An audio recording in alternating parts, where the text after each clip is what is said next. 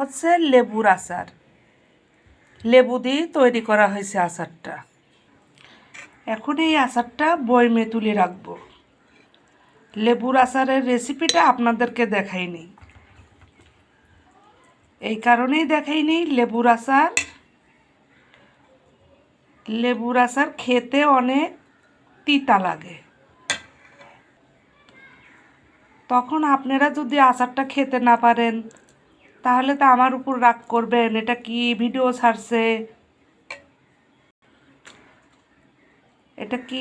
ছাড়ছে, আচার খেতে তিতা লাগে।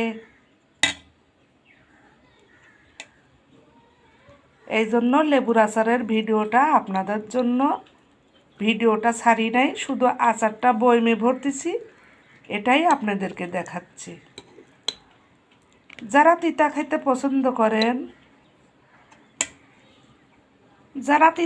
পছন্দ করেন তারা লেবুর আচার তৈরি করে খাবেন।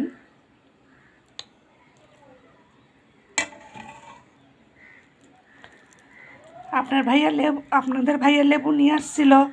লেবুগুলো ফ্রিজে রাখতে রাখতে হলুদ হয়ে পেকে গেছে। আমি ভাবলাম লেবুগুলো নষ্ট করে কি হবে, তার থেকে একটু আচার বানিয়ে ফেলি, খেয়ে নিলেই হয়ে যাবে। আচারটা অনেক আঠালো হয়েছে, চামচ থেকে ছাড়তে চায় না। হয়ে গেল বয়মে ভর্তি করা। এবার ঠান্ডা করে ফ্রিজে রেখে দেব, যখন ইচ্ছা হবে তখন খেয়ে নেব।